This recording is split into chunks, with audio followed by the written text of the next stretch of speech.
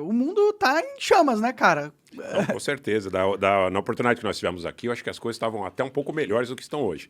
O que acontece é o seguinte, a mídia, de um modo geral, a grande mídia, ela acaba, talvez por uma questão de fadiga, de saturação do público, relevando, colocando em segundo plano, né? Primeiro era a questão da pandemia. Então, a questão da pandemia, no momento em que ocorreu a intervenção na Ucrânia, ela foi superada pelas matérias que diziam respeito à intervenção na Ucrânia. Havia uma demanda muito grande do público por isso.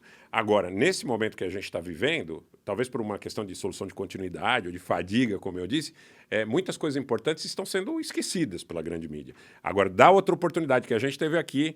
O que eu quero dizer para você, para o teu público, é que as coisas pioraram bastante, a coisa está acirrada na Europa, você tem protesto na Itália, você tem protesto na Alemanha, você tem protesto na Hungria, você tem protesto em todos os lugares da Europa. Eu vi na República Tcheca também, Na República Tcheca, um protesto anteontem com mais de 100 mil pessoas nas ruas de Praga, e o público na República Tcheca não só fazia um protesto contra o governo, como fazia um protesto, claro, com relação à questão do preço dos combustíveis, e fazia também um protesto claro em relação ao alinhamento com a Ucrânia.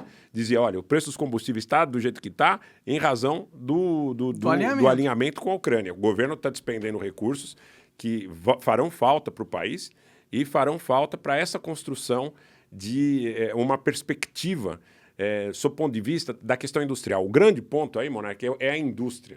Nós precisamos olhar para o seguinte, a Alemanha, por exemplo, é a alma mater da indústria europeia.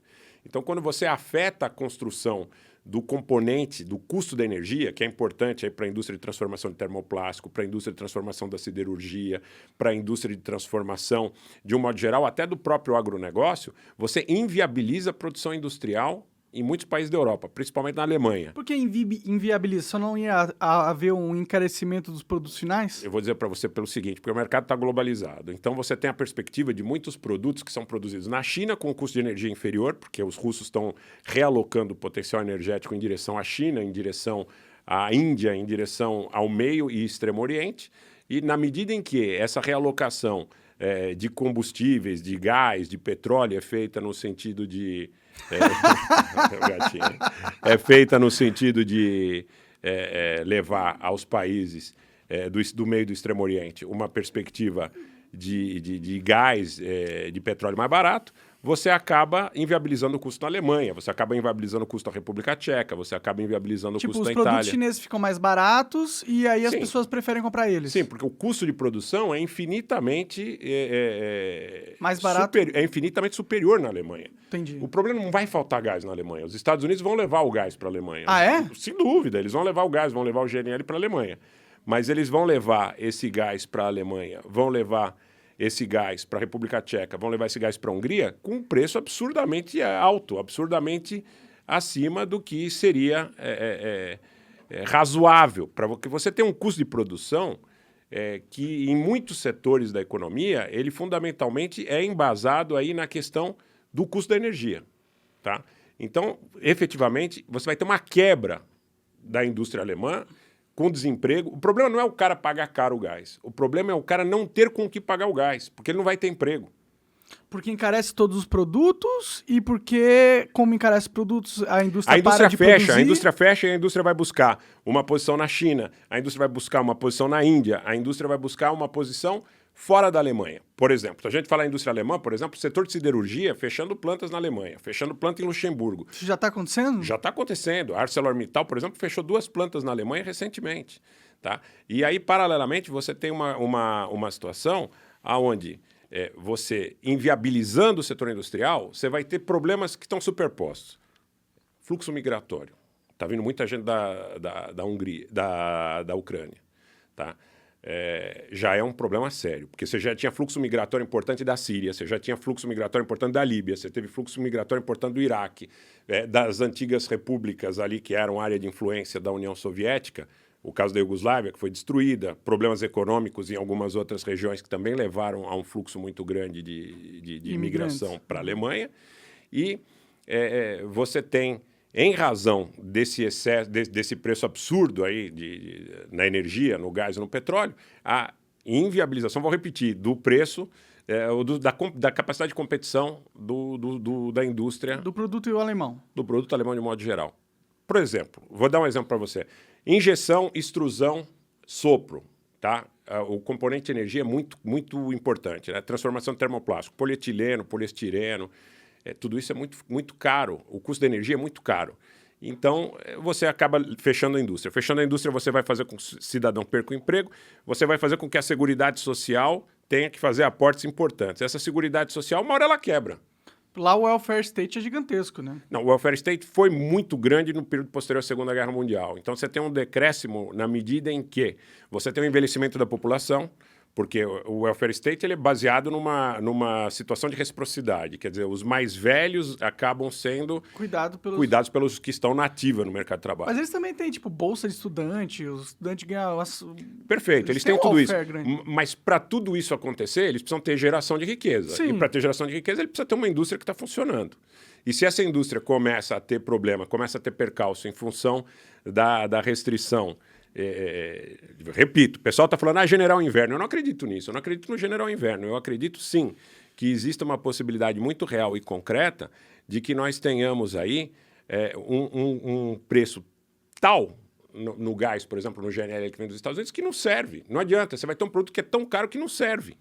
Aumenta tanto assim o preço do gás? Tipo, eles vão comprar em quantas vezes? Você sabe quanto aumentou em um ano a conta? Não. Por volta de 800%. Sério? Por volta de 800%. Caralho! O gás, por volta de 800%. Em um mês, agora em outubro, já estão sendo anunciados aumentos de 80% a 100% em vários países da União Europeia em relação ao preço que está sendo praticado em setembro. Quer Entendi. Então é um custo de inflação também, né? Lá. Inflação no Reino Unido. Esse é um tema extremamente interessante. Chegou agora a Liz Truss para substituir o Boris Johnson. A inflação no Reino Unido era da ordem, está na ordem de 10%. A Goldman Sachs está prevendo para o primeiro trimestre de 2023, 25% de inflação anual no Reino Unido. Caralho, estou virando o Brasil. Não, o Brasil está numa posição privilegiada. A gente está indo bem, né? Tá 5%, um negócio assim. Nós estamos numa posição privilegiada pelo seguinte, porque nós estamos fora do olho do furacão. A guerra está longe geograficamente da gente. Depois o governo brasileiro teve uma atitude interessante em relação a não romper com a Rússia, a não buscar um alinhamento automático com a OTAN, né? O Bolsonaro esteve lá, conversou com o Putin, não fechou a porta do fertilizante e nós conseguimos estabelecer uma relação que é viável, que é boa com a Rússia. Não rompemos com os Estados Unidos, não rompemos com a Grã-Bretanha. Estamos comprando gás, inclusive, da Rússia. Diesel. Estamos comprando diesel da Rússia. Então, quer dizer, nós temos uma situação privilegiada também em relação aos recursos naturais que nós temos. Biodiversidade, água, pré-sal. A gente tem tudo aqui. A gente produz, né? Só não tem como transformar o pré-sal em energia, né? De verdade.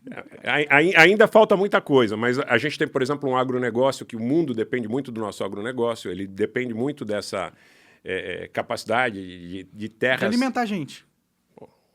A China vai precisar muito do Brasil, precisa, e já a Índia vai precisar muito do Brasil, porque a Índia vai entrar num processo de urbanização muito parecido com o que entrou a China. A China entrou num processo de urbanização nas últimas décadas que levou pessoas para um nível de renda per capita absolutamente diferente do que tinham há 30 ou 40 anos atrás. Isso vai acontecer com a Índia agora.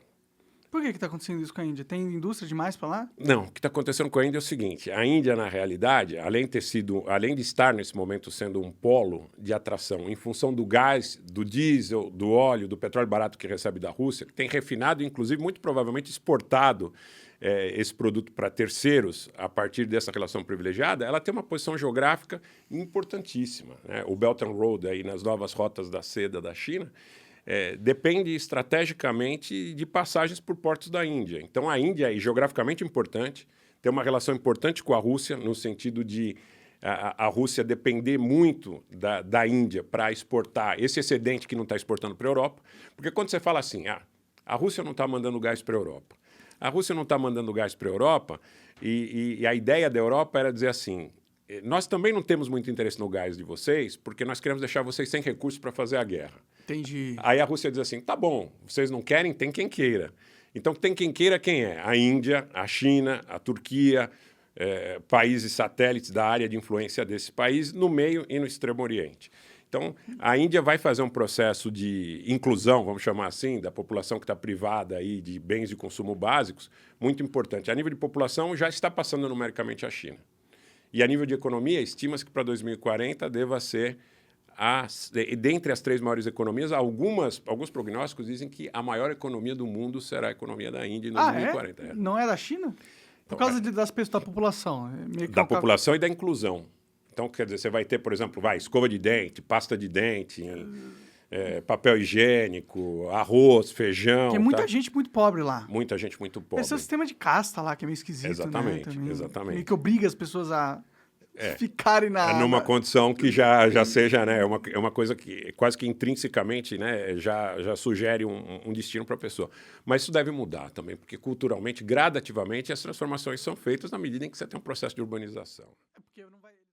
Você acaba de assistir um corte do Monarch Talks. Agradeço demais, mas se você quiser ver o vídeo na íntegra e acompanhar ao vivo todas as transmissões, você tem que ir lá no rumble.com/monarch para não perder nada. Segue a gente lá.